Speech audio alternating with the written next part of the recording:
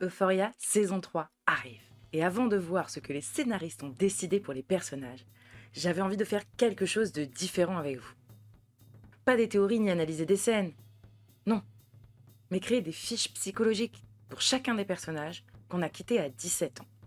Et se demander, dans la vraie vie, ces personnages-là, en 5 ans, ils deviennent quoi? Et aujourd'hui, on continue avec le profil de Rue Bennett. Rue, on l'a laissé à 17 ans, avec une addiction sévère et un trouble de l'humeur diagnostiqué. Alors à 22 ans, ce type de profil-là, ils deviennent quoi dans la vraie vie? Parce qu'encore une fois, ça ne disparaît miraculeusement pas à l'âge adulte. Soit ça s'aggrave, soit ça se travaille. Bonjour, moi c'est Amiocam. Sur cette chaîne, on lit Euphoria à travers le prisme de la psychologie. Le but est de comprendre ce que ces profils peuvent devenir dans la vraie vie. Et attention, ceci est juste un moyen de se servir de la fiction pour parler du réel et surtout ouvrir un dialogue sur la santé mentale. Et sur ce personnage-là en particulier, je vais être précise. Parce qu'on a vu depuis la saison 1 que beaucoup de personnes se sont retrouvées dans le personnage de Rue. Alors, ce qu'il faut retenir de Rue, c'est ça. Elle présente ce qu'on appelle un trouble bipolaire, probablement de type 2 avec ce qu'on a vu dans la série. Et alors, contrairement à ce qu'on pourrait croire, le trouble bipolaire, c'est pas juste des hauts et des bas. C'est une maladie se basant sur des dysrégulations émotionnelles. Et les individus qui sont touchés par cette maladie ressentent tout trop fort, de manière disproportionnée au point que ça leur handicape leur quotidien.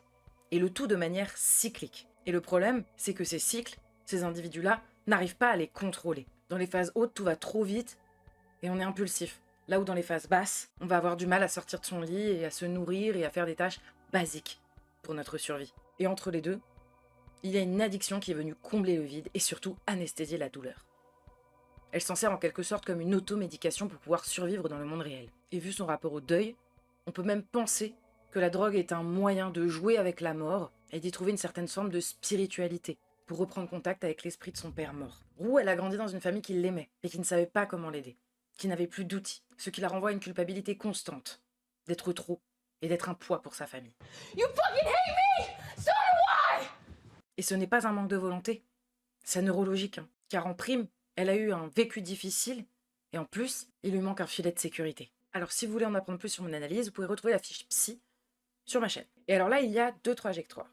Celle où elle se soigne et celle où elle s'abandonne. Commençons par la première trajectoire, celle où elle est accompagnée et soignée. Rue décide donc de travailler et surtout de se battre pour sa vie. Attention, ça ne voudra pas dire qu'elle sera guérie, mais qu'elle tient. Maintenant, elle est arrivée à vivre avec ce qui la traverse grâce à la médication. Alors ça a été un chemin long et compliqué, mais ça y est, ils ont trouvé la bonne molécule. Et surtout, elle a aussi reçu des outils pour mieux se comprendre elle-même, son fonctionnement, mais aussi le monde qui l'entoure. Et concrètement, ça veut dire un suivi psychiatrique, éventuellement une thérapie de groupe et une médication adaptée à son fonctionnement. Elle continue à remplir son groupe de narcotiques anonymes, pas parce que c'est parfait, mais ça l'engage envers autrui et envers soi-même surtout. Elle pourrait suivre un groupe de thérapie TCD, durant lesquels elle va rencontrer des gens comme elle, qui ont la même vision du monde et surtout les mêmes difficultés. Et alors là, ça serait la première fois qu'elle serait entourée de gens qui comprennent exactement ce qu'elle ressent.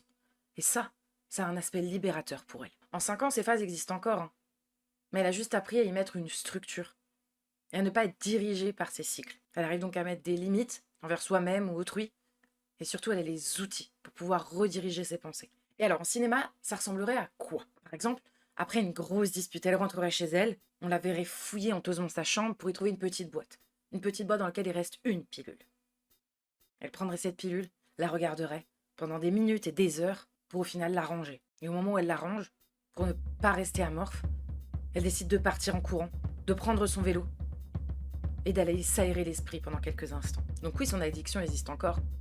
C'est un combat qu'elle risque de mener pendant longtemps. Et d'ailleurs, rien que le fait qu'elle ait gardé une pilule chez elle montre qu'elle veut jouer avec sa notion de contrôle. Autre amélioration, on pourrait la voir aussi avoir une application pour les suivis de l'humeur. Pas pour être parfaite, mais pour montrer qu'elle travaille au quotidien. Et pour apprendre à mieux se connaître surtout. Visuellement, on pourrait voir des graphiques où on verrait clairement les phases hautes et basses. Et ceci lui permettrait ainsi d'anticiper les chutes et aussi de créer des actions pour les moments où elle se sentirait plus vulnérable. Autre chose, et surtout un point important, on la verrait refuser une soirée. Non pas parce qu'elle n'est plus festive, non pas parce qu'elle n'en a plus envie ou qu'elle n'est plus dans un moment festif, non. Mais parce qu'elle sait que c'est un terrain dangereux et qu'elle n'a pas encore les compétences pour pouvoir affronter ce milieu social sans pouvoir retomber dans ses anciens schémas. Et alors là, ça va être long et dur, parce que c'était toute son identité. Il va falloir qu'elle se trouve des hobbies, et un moyen d'occuper ses journées. Mais ce pas-là, précisément, c'est énorme et les gens ne se rendent pas compte. C'est une vraie victoire pour elle. Parlons maintenant de ses relations. Là, c'est beau parce qu'elle a appris à aimer autrement. Elle n'idéalise plus ses proches et ne les démonise plus. Non. Elle arrive à faire la part des choses. Pourquoi? Déjà pour la simple et bonne raison qu'elle ne rentre plus en fusion et en codépendance avec ceux qu'elle aime. Peut-être qu'elle recommence à dater, mais cette fois, elle met des limites. Au début, on se voit qu'une fois par semaine, pour ne pas que tout son monde tourne autour de cette personne. Et pour finir, on pourrait la voir seule, chez elle, après une grosse montée d'émotions. Un moment peut-être où on entend ses pensées, où tout va trop vite, trop fort, et commence à partir en cacahuète. Elle tourne en rond, à la mâchoire serrée, serre les poings. Et puis là, elle s'arrête. Physiquement. Elle ne bouge plus d'un poil. Puis après quelques secondes, elle s'installe sur son lit, va prendre un carnet et se met à écrire. Et avec le temps, son carnet, ça devient quelque chose. Tous les monologues de sa tête, elle se rend compte qu'ils étaient un peu poétiques. Ils étaient forts et émotionnels. Et alors là, ça la valorise, car ses pensées prennent de la valeur. Alors pour montrer le parcours de sa guérison, ce qui serait intéressant, c'est qu'un jour, dans un espace sécurité, peut-être avec les gens de la TCD, ou alors encore avec sa communauté afro-américaine, qui aurait pu devenir un socle et un pilier dans sa guérison, elle pourrait lire ce qu'elle a écrit à voix haute. Et là, pour la première fois, les gens seraient touchés par son discours, verraient toute la vulnérabilité. Et attention, hein, elle ne ferait pas ça pour briller, non, mais pour transmettre sa vision qui est singulière, et ça, elle l'a compris. Et en rencontrant d'autres gens comme elle a vu qu'elle n'était pas seule dans cette souffrance.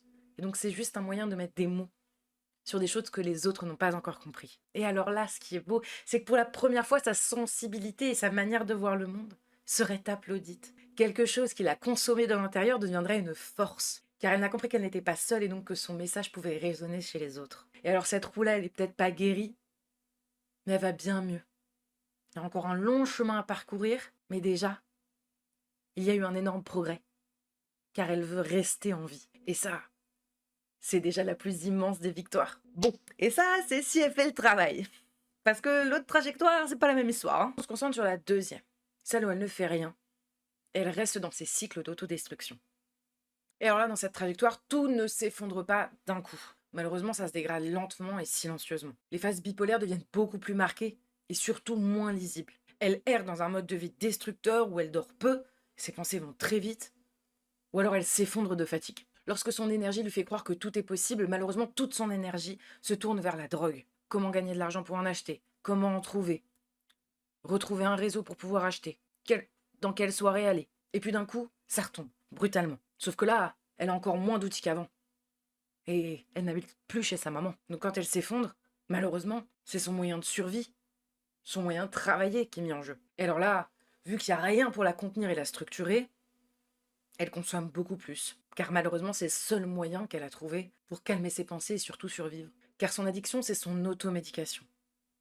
Et elle joue avec la mort en attendant de perdre. Alors faut comprendre que Rue ne se détruit pas parce qu'elle le veut, hein. Elle se détruit parce qu'elle ne sait pas faire autrement avec tout ce qu'elle ressent. Elle n'a pas d'outils. Elle n'a aucune connaissance des solutions existantes. Et en plus, son cerveau lui répète que sa vie est une fatalité, qu'il n'y a aucune solution. Et alors la douleur, elle finit par prendre toute la place et diriger son mode de vie. Et alors, en série, ça ressemblerait à quoi? On pourrait la voir dans des milieux beaucoup plus dangereux. J'en sais rien, elle pourrait travailler dans une boîte de nuit dans laquelle elle vend, elle prend, et en plus, ce qui est terrible, c'est que ça pourrait lui donner une sensation d'exister. Parce que si elle a ce rôle-là dans ces milieux-là, ça lui donne même un certain pouvoir, et surtout une utilité. Mais malheureusement, ce milieu-là, il a un coût. Alors déjà, parce que quand du jour au lendemain, tu n'arrives plus à travailler, il n'y a pas de contrat de travail pour te protéger, hein. Et on est face à des individus qui utilisent la violence pour diriger. Et d'autant plus, un petit point spécifique à Rue, c'est n'oublions pas que c'est un personnage racisé. Donc en plus d'être perçu comme un profil instable selon le système, les risques qu'elle prend ne sont pas les mêmes que pour tout le monde. La violence est beaucoup plus proche, avec un coût juridique, mais aussi un coût de dangerosité. De plus, c'est une proie facile, car elle est de plus en plus sujette à ses dysrégulations et à son craving addictif. Parlons maintenant de ses relations. On pourrait peut-être voir Lexi ou Jules qui reprend contact avec elle. Elle pourrait essayer encore une fois de reprendre contact, mais Rue les rejetterait encore. Mais attention, hein, pas parce qu'elle s'en fout et qu'elle a littéralement changé. Non, parce que accepter leur aide, ça voudrait dire devoir leur montrer la souffrance qu'elle ressent. Et dans un second temps, accepter aussi que son état de santé ait des impacts directs sur les personnes qu'elle aime. Et à ce moment-là, Rue, elle préfère mourir plutôt que sa souffrance ait des impacts sur autrui. Dans sa tête, elle les protège, hein. Et elle ne se rend pas compte qu'en s'isolant, elle se fait du mal à elle, mais elle fait aussi du mal à ses proches. Et vu qu'elle se voit comme un monstre, il ne faut pas qu'elle soit entourée des gens qu'elle aime. On pourrait voir justement quelqu'un lui tendre la main. Et elle qui répond sarcastiquement. Je vais faire quoi maintenant? Faire semblant d'être normale pendant 2 semaines? Trouver un bon petit travail? Pour au final quoi? Qu'on me vire à l'instant où je commence à descendre en enfer? On voit qu'elle ne croit plus en sa propre réinsertion, qu'elle est épuisée. Et surtout, personne ne lui a jamais vraiment montré qu'il y avait des alternatives pour survivre. Et dans ce scénario-là, la chute, elle est plus que possible, hein, car son impulsivité va la pousser de plus en plus vers quelque chose d'irréparable, que ce soit une mise en danger volontaire ou pire encore. Et il y aura un moment où elle n'a plus d'attache, elle sera seule. Et malheureusement, à force de se voir comme un monstre, elle n'aura plus vraiment de raison de tenir. Et alors c'est ça, le vrai avenir de quelqu'un comme Roux. C'est 2 options. Donc l'histoire, c'est pas juste est-ce qu'elle rechute ou elle va mieux, mais est-ce qu'elle apprend à contenir ce qui la traverse ou est-ce qu'elle finit par construire toute sa vie autour de ce qui la détruit. Et alors là, je vais m'adresser à toi.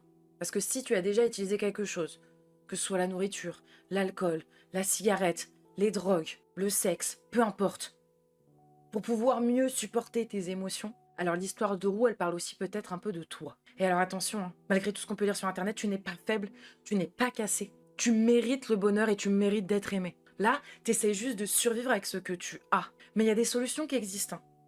Alors certes, elles sont dures à trouver, ça demande du coup en temps, en argent et en investissement. Mais tu mérites de ne pas avoir à te noyer pour exister. Tu mérites une vie remplie de banalités.